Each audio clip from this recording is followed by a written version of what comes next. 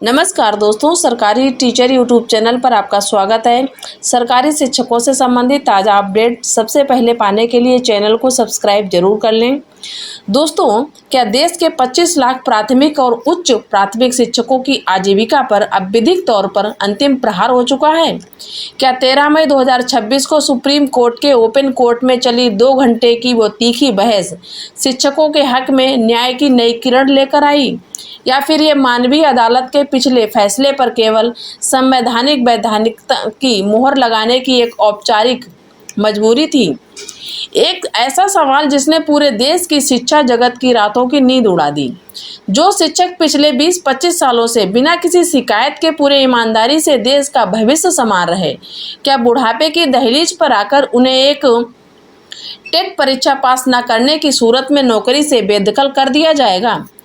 Justice Dipankar Datta और justice Pankaj Mittal की इस विशेष खंडपीठ ने जब देश के सबसे महंगे और दिग्गज कानूनी महारथी डॉक्टर अभिषेक मनु सिंघवी, पटवालिया साहब और PS नरसिंगा या नायडू जी जैसे वरिष्ठ अधिवक्ता खड़े हुए तो कोर्ट रूम का तापमान बढ़ गया। एक तरफ 25 लाख परिवारों के चूल्हों को बचाने की जंग थी, तो दूसरी तरफ सुप्रीम कोर्ट का अपने ही 1 सितंबर 2025 के ऐतिहासिक फैसले पर चट्टान की तरह अड़ग रहने का वो कड़वा रुख था। आज की इस वीडियो में हम हवाई बात नहीं करेंगे।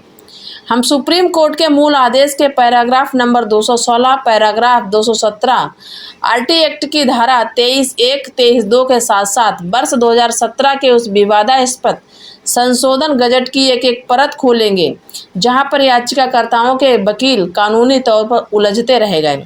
वीडियो के अंत तक आपको यह साफ साफ समझ आ जाए कि मामला कहां फंसा हुआ था, सुप्रीम कोर्ट का इरादा क्या है और क्या केंद्र सरकार संसद में बिल लाकर इस फैसले को पलटेगी या राज्य सरकारें को स्पेशल टेट का गुप्त रास्ता निकालेंगी। यदि आप अपनी नौकरी और इस विधिक लड़ाई को लेकर गंभीर हैं तो अगले 8 मिनट इस वीडियो को बिना स्किप किए दोस्तों पूरा सुनिएगा। हम आपको बताएं कि एक बार फिर हमारे तमाम शिक्षक साथी इस बेहद महत्वपूर्ण और गंभीर विश्लेषण में स्वागत है। जैसा कि आप सभी जानते हैं, 13 मई 2026 को दोपहर ठीक 2 बजे देश की सर्वोच्च अदालत में लोग उत्तर प्रदेश सरकार और अन्य प्रभावित पक्षों द्वारा दायर की गई टेट अनिवार्यता समीक्षा याचिका पर ओपन कोर्ट में सुनवाई शुरू होती है। आमतौर पर माना जाता है कि सुप्रीम कोर्ट का यह नियम है कि पुनर्विचार याचिकाएं यानी रिव्यू पिटीशन खुली अदालत में नहीं सुनी जाती। उन्हें बंद कमरे में, जिसे विधिक भाषा में इन चैम्बर हियरिंग कहते हैं, जजों द्वारा केवल दस्तावेजों को देखकर तय कर दिया जाता है।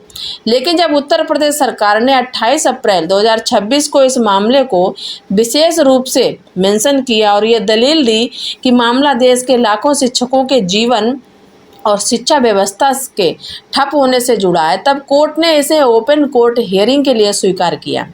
लगभग 2 घंटे तक दोनों पक्षों के बीच तीखी बहस हुई। एक एक बिंदु पर जजों ने वकीलों को घेरा और अंत में माननीय पीठ ने इस पूरे मामले पर अपना निर्णय सुरक्षित रख लिया।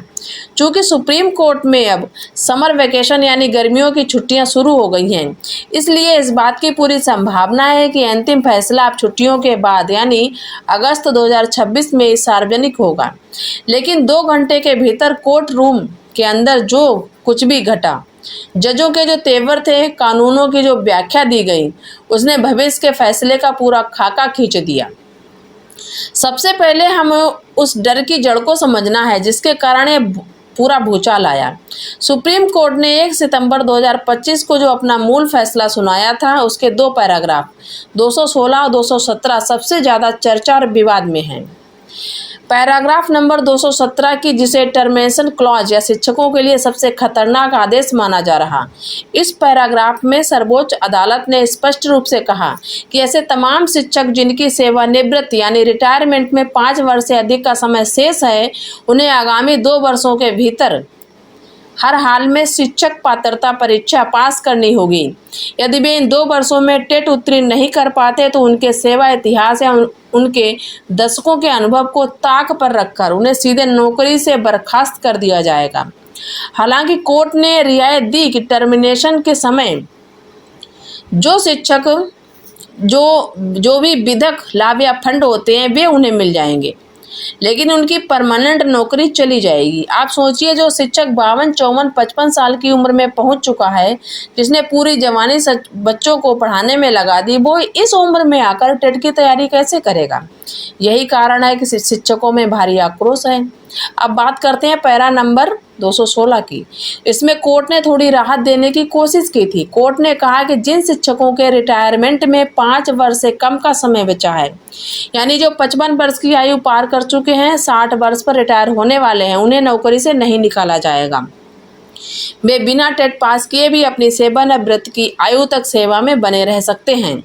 लेकिन यहाँ भी एक बड़ा पेच है। यदि ऐसा कोई शिक्षक जिसके रिटायरमेंट में 5 साल से कम बचे हैं, वो अपनी सेवा में पदोन्नति यानी प्रमोशन चाहता है, तो उसे भी टेट पास करना ही होगा। बिना टेट के उसका प्रमोशन रोक दिया जाएगा।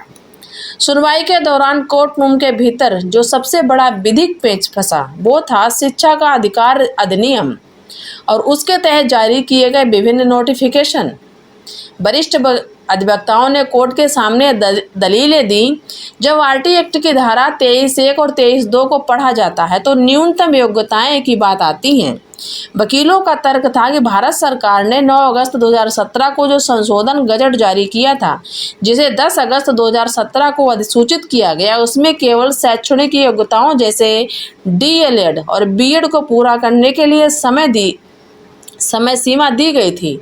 वकीलों ने कहा, उस संशोधन में टेट को न्यूनतम योग्यता का अनिवार्य हिस्सा उस रूप में प्रोजेक्ट नहीं किया गया था जैसा कोर्ट समझ रहा है। लेकिन यहीं पर माननीय जस्टिस दीपांकर दत्ता साहब ने वकीलों को कानून की किताब खोलकर टोक दिया। कोर्ट ने कहा कि आप जरा पीछे जाइए, वर्ष 2011 का एनसीटीई का मूल नोटिफिकेशन देखिए, जो आरटी एक्ट की धारा 23(1) के तहत जारी हुआ था। उस नोटिफिकेशन में स्पष्ट रूप से लिखा था कि यानी टेट को विधिक रूप से न्यूनतम शैक्षणिक योग्यता का एक अभिन्न और अनिवार्य हिस्सा माना गया है, न कि कोई केवल प्रोसीजरल या औपचारिकता वाला। सुप्रीम कोर्ट ने वकीलों से बहुत तीखा सवाल पूछा कि जब संसद ने 2017 में संशोधन पारित किया और उसे बैक डेट यानी 1 अप्रैल 2015 से लागू किया, जिसके तहत सभी सर्विस टीचर्स को 31 मार्च 2019 तक अपनी न्यूनतम योग्यताएं पूरी करनी थी, तब देश का कोई शिक्षक, कोई संगठन, कोई राज्य सरकार कोर्ट क्यों नहीं आई? तब आपने इस बैक डेट से लागू कानून का विरोध क्यों नहीं किया? अब जब हम आपको आगे 2 साल का अतिरिक्त समय 2027 तक दे रहे हैं, तो आपको यह फैसला खतरनाक क्यों लग रहा है? कोर्ट के सवाल के सामने याचिकाकर्ताओं का पक्ष विधिक रूप से कमजोर दिखाई पड़ता है। शिक्षकों के वकीलों ने कोर्ट के सामने भावुक और व्यावहारिक दलीलें भी रखी। उन्होंने कहा, माय लॉर्ड, देखिए, इन शिक्षकों में बड़ी संख्या में महिलाएं भी हैं। ग्रामीण क्षेत्रों के उन अध्यापकों की हैं जिन्हें 2-2, 3-3 दशक यानी 25-30 साल तक स्कूलों में अपनी सेवाएं दी हैं। इनके खिलाफ आज तक कोई गंभीर शिकायत भी नहीं आई। ये अपनी बेस्ट एबिलिटी से बच्चों को पढ़ा रहे हैं।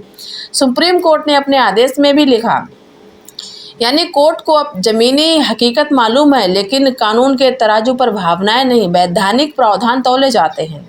सुप्रीम कोर्ट ने स्पष्ट शब्दों में कहा कि हमारा उद्देश्य केवल नौकरी बचाना नहीं, देश के लाखों ऐसे नौजवान हैं जो टेट पास करके डिग्रियां लेकर बेरोजगार बैठे हैं और अपनी बारी का इंतजार कर रहे हैं। संविधान के अनुच्छेद 21A के तहत देश के बच्चों को केवल शिक्षा का अधिकार नहीं, बल्कि गुणवत्तापूर्वक शिक्षा का अधिकार है। कोर्ट के अनुसार गुणवत्तापूर्वक शिक्षा केवल वही शिक्षक दे सकता है जो न्यूनतम मानकों यानी टेट को पूरा करता है। कोर्ट ने साफ कहा कि शिक्षक की आजीविका महत्वपूर्ण है, लेकिन बच्चों के भविष्य की कीमत पर पूरे समाज का ढांचा नहीं बिगाड़ा जा सकता। इस टिप्पणी से साफ संकेत मिलता है कि जस्टिस दीपांकर दत्ता की बेंच अपने सिद्धांत पर पूरी तरह अडिग है। टेट से किसी को पूर्ण रूप से छूट नहीं दी जा सकती। दोस्तों, अंत में इतना कहना चाहूँगी कि मेरा कानूनी दस्तावेजों के अध्ययन और कोर्ट की प्रोसीडिंग को देखने के बाद एक ईमानदार और निष्पक्ष अनुमान है। भगवान से ये प्रार्थना है कि मेरा ये नकारात्मक अनुमान गलत साबित हो और आज अगस्त में जब फैसला आए तो आप सभी शिक्षक बंधुओं की पूर्ण विजय हो। लेकिन ये सच्चे मार्गदर्शक का काम आपको अंधेरे में रखना नहीं बल्कि आने वाले तूफान के लिए तैयार करना था। संघर्ष लंबा हो सकता है, न्याय मिलने में समय लग सकता है, लेकिन आपको प्रोत्साहित या निराश होने की रत्ती भर भी जरूरत नहीं। हार तब तक नहीं होती है जब तक इंसान खुद से हार ना मान ले। हमारे देश के शिक्षक राष्ट्र के निर्माता हैं, वे हार कैसे मान सकते हैं? हमें अपनी कानूनी लड़ाई के साथ साथ अपनी तैयारी और हौसलों को मजबूत रखना होगा। यदि आपको ये वीडियो पसंद आए तो इस वीडियो को हर एक प्रभावित शिक्षक समूह से जरूर शेयर कीजिएगा। वीडियो को लाइक करें। अगर चैनल पर पहली बार आए तो सही और सटीक जानकारी के लिए चैनल को सब्सक्राइब करना बिल्कुल ना भूलें। कमेंट बॉक्स में अपनी स्पष्ट राय जरूर दें। क्या राज्यों को स्पेशल टेट कराना चाहिए? मिलते हैं अगले नए वीडियो में नई अपडेट के साथ। जय हिंद, जय भारत, जय शिक्षक संघ।